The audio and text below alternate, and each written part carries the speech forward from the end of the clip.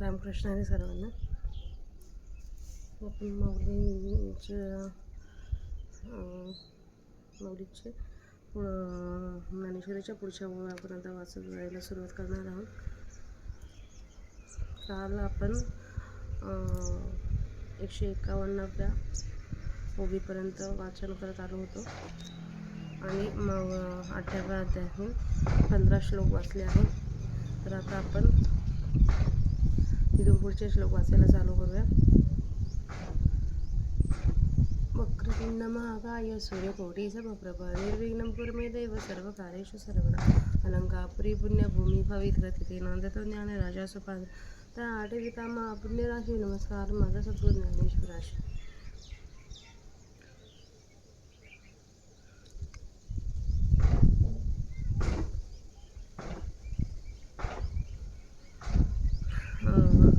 अध्याय 8 श्लोक क्रमांक 16.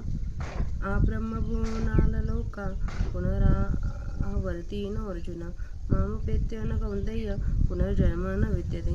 एरवी ब्रह्मपणाची या बळसे न चुकतेची पुनरावृत्तीचे वळसे परी निवटलग्यांची जैसे पोट न दुखे ना तरी चेलियानंतरे न बुडीचे स्वप्नीचे महापुरे ते विमाते पावले ते संसारे लिंपतीचे ना एरवी जगत्काराचे सिरे जे चिरस्थायी यांचे धुरे ब्रह्मभुवन कासवरे लोका चळाचे जे गांधीचा पहारू दिवे ओविरी एक अमरेंद्राचा आयुष्य न धरी विळुणी बांधी ओठी एकसरे 14 जनांचे सहस्रयुगपर्यंत महर्यद ब्रह्मणो विदुहा रात्रियुग सहस्रानंताम ते हो रात्रविदो जनाः जय चौकडी या सहस्र जाये ते ठाये ठाओ विळची होय आणि तेसची सहस्रे परी पाहे रात्री जेत एवढे हो रात्र जेथिचे ते नेन लौटिती जे भाग्याचे देखती ते स्वर्गीचे चिरंजीव.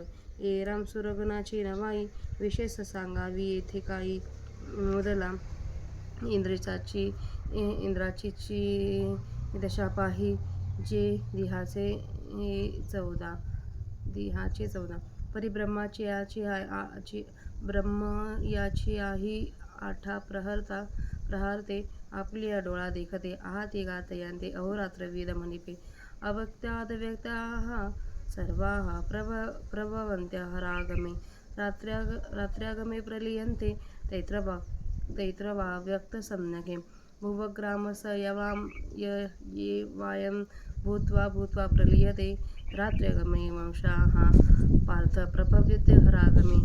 तिये ब्रह्मभुवने दिवसे पाहे ते वेळी गणना केही न समाये ऐस अव्यक्ताचे होय व्यक्त विश्व पुढती दिहाची चौपाहारी फिटे आणि हा आकार समुद्र आटे पाठी तैसाची मग पहाटे भरो लागे शारदीयेची ये प्रवेशी अभ्रजिरती आकाशी मग ग्रीष्मांती जैसी निगती पुढती जैसे ब्रह्मादिनाची आदी हे भूतसृष्टीची मांदी मिळे जाऊ सहस्रावधी निमित्तपुरी पाठी रात्रीचा अवसरू होय आणि विश्व अव्यक्तीला या जाई तोही युग सहस्र मोठा काप आहे आणि तैसे चिरसे. हे सांगावया काय उपपत्ती जे जगाचा प्रलय आणि संभूती ये ब्रह्मभुवनीची आहोती अहोरात्री माझी कैसे थोरी विसे मान पा हे पा तो सृष्ट बीजाचा साठोपा परे पुनरावृत्तीची मापा शीघ झाला. एरवी त्रैलोक्य हे धनुर्धरा ते गावीचा गा पसारा तो हा दिनोदयी एकसरा मांडत असे पाठी रात्रीचा समोपावे आणि अभ्यासाचे साठवे म्हणेनी जेथेचे येत स्वभावे साम्यासी ये जैसे वृक्षपण बीजेसी आले की मेघ हे गगन झाले तैसे अनेकत्वचेत सामावले ते साम्य म्हणिबे. परस्तस्मात् तू भावन्यो व्यक्तो व्यक्तात् सनातनः यः सर्वेषु भूतेषु नश्यसु न विनश्यति. तेथे समविषम न दिसे काही म्हणून भूते हे भाष्य नाही जेवी दुधाची जाहलिया दही नामरूप जाये तेवी आकारलोपा सरीसी जगाचे जगपण भ्रवशे परी जेथे झाले ते जैसे तैसेची असे तया नाव सहज अव्यक्त आणि आकार वेळी तेची व्यक्त हे एकास्तव एकसुचित एरवी दोन्ही नाही जैसे आटलिया रूपे आटले पण ते खोटी म्हणिपे पुढे ती तो घनाकारू हारपे जे वेळी अलंकार होती हे दोन्ही जैसी होणी एकी साक्षीभूत सोयणी तैसे व्यक्ताची कडसणी वस्तूंच्या ठाई ते तरी व्यक्त ना व्यक्त, नित्य ना नाशवंत, या दोही भावावित अनादिसित. जे हे विश्वचे होऊन असे, परी विश्वपण नासिले ना नासे, अक्षरा पुसले ना पुसे, अर्थ जैसा. पाहे पातरंग होत जात, परी तेथ उदक ते अखंड असत. ते विभूत भावी नाशिवंत अविनाशजे, ना तरी आटती अलंकारी, नाटते न कनक असे जयापरी. ते विमलते जीव करी, अमर जे आहे. अव्यक्तोक्षरयुक्तस्तमाहु परमां गतिं, यं प्राप्य तन्न निर्वन्तते, तद धाम परं मम. पुरुषः परापार्था, भक्त्या लभ्यस्त्वनन्या, यस्यांतस्थानि भूतानि, येन सर्वमिदं ततं. ज्या ते अव्यक्त म्हणो ये गोडे, म्हणता स्तुती हे ऐसे नावडे, जे मना बुद्धे न सापडे म्हणून्या. आणि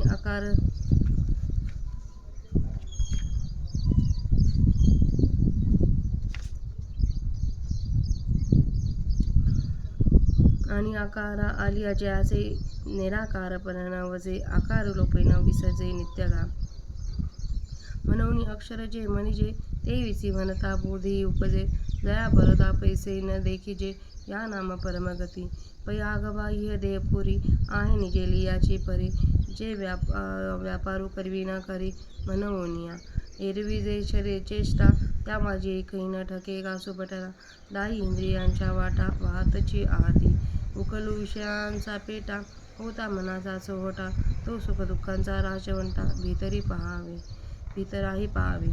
परी राव पौडली या सुखे, जैसा देशूचे व्यापारी न ठके, प्रजा आपुल्यानी अभिलाखे, करी तिचे असती.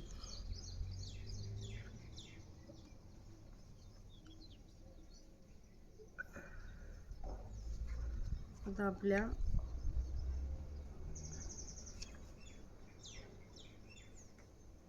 एकशे 85 पर्यंत ओव्या वाचून झाल्या आहेत. त्यांचा आता आपण मराठीत अर्थ बघूया.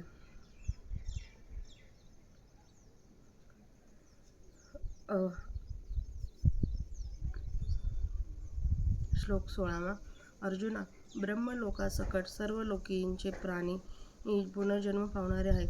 हे कोणती प्रथा, परंतु मदप्रत आल्यानंतर पुनर्जन्म नाही.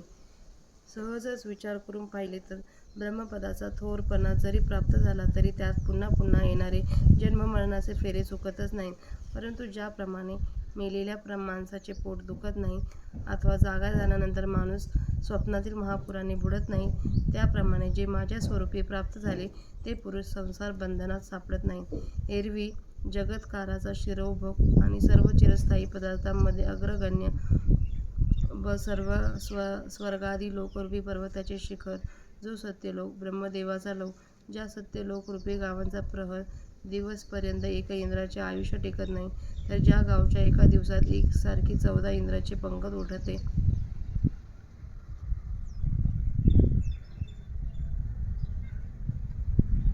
एक सहस्र युगे, 4 युगांचे सहस्र चौकड्या म्हणजे 1 सहस्र युगे. 1 सहस्र युगे झाले म्हणजे संपणारा असा ब्रह्मदेवाचा एक दिवस होय. 1 सहस्र युगे म्हणजे ब्रह्मदेवाचा एक दिवस म्हणजे 4 युगांच्या सहस्र चौकड्या. आणि 1 सहस्र युगे राहणारी ब्रह्मदेवाची एक रात्र होय. असे जे जाणतात ते ब्रह्मदेवाचे अहोरात्र जाणणारे होत. 4 युगांच्या जेव्हा 1000 फेऱ्या होतात, तेव्हा ब्रह्मदेवाचा एक दिवस पूर्ण होतो. आणि पहा, त्याचप्रमाणे 1000 चौकड्या भरल्या म्हणजे तेथील एक रात्र होते. ज्या ठिकाणी दिवस व रात्र एवढी मोठी आहेत, त्या कालात जे मरत नाहीत ते भाग्यवान हा दिवस आपल्या डोळ्यांनी पाहतात.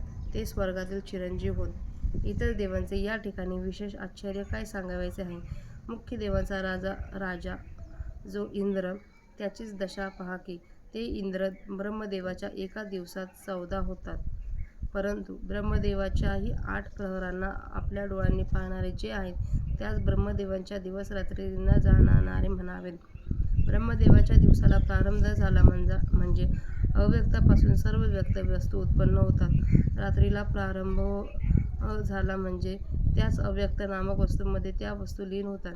हे अर्जुना, भूतांचा तोच हा समुदाय याप्रमाणे पुन्हा पुन्हा जन्मून पराधीन होऊन रात्र सुरू झाली की लय पावतो आणि दिवस सुरू झाला की पुन्हा जन्मतो.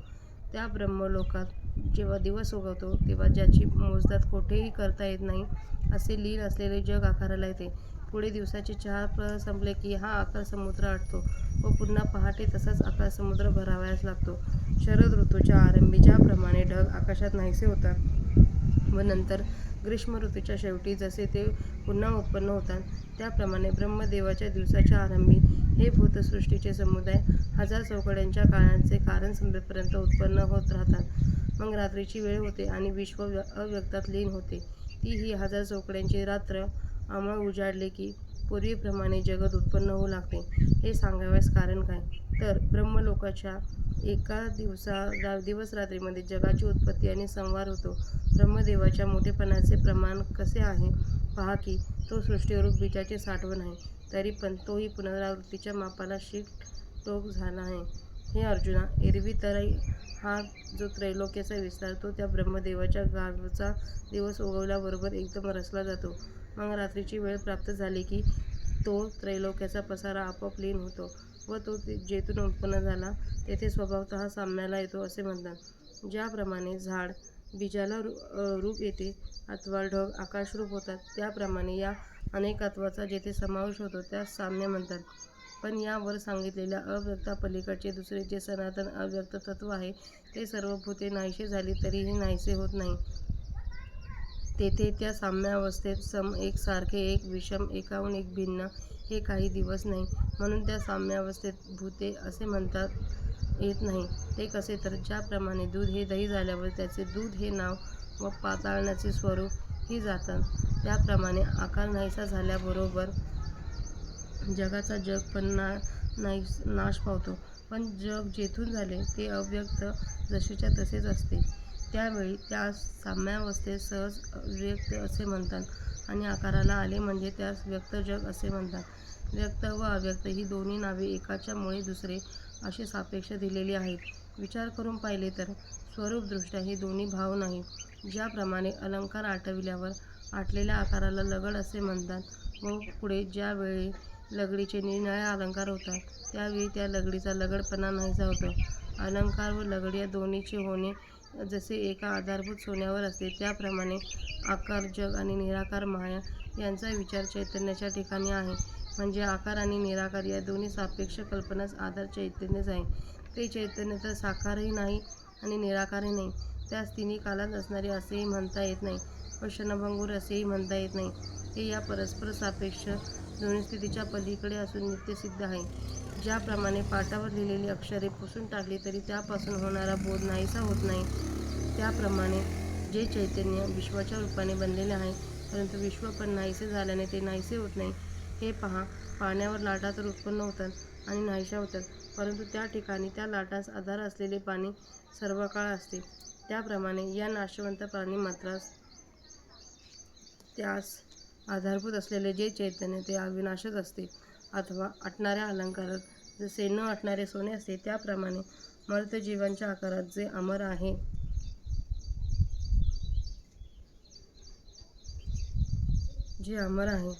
ज्यास अव्यक्त अक्षर असे म्हणतात, त्यालाच परम अत्यंत श्रेष्ठ गती म्हणतात.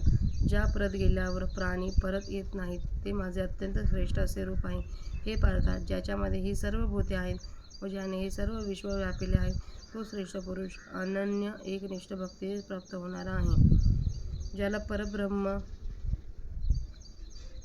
परब्रह्माला कौतुकाने अव्यक्त असे म्हटले तरी त्याची ती स्तुती केली असे होत नाही, कारण ते मनबुद्धीला अगोचर आहे म्हणून. आणि अर्जुना, आकाराला आल्याने ज्याचे निराकार पण जात नाही व आकाराच्या लोपाने ज्याची नित्यता बिघडत नाही, म्हणून ज्याला अक्षर असे म्हणतात, तसेच ज्यास अक्षर असे म्हटले असता त्याचा बोधही उत्पन्न होतो, ज्याच्या पलीकडे काही एक विस्तार दिसत नाही, म्हणून ज्यास परमगती असे म्हणतात.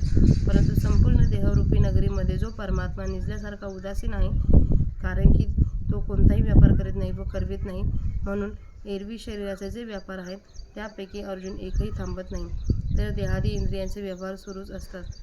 मनरूपी चव्हाट्यावर विषयरूप बाजार उघडलेले असतात व त्यापासून होणाऱ्या सुखदुःखरूपी प्राप्तीतील राजाच्या हक्काचा मुख्य हिस्सा आत जीवालाही पावता होतो. परंतु राजा सुखाने निजला असता. ज्याप्रमाणे देशाचा व्यापार थांबत नाही, तर त्याची प्रजा आपल्या इच्छेप्रमाणे व्यापार करीतच असते. अशा प्रकारे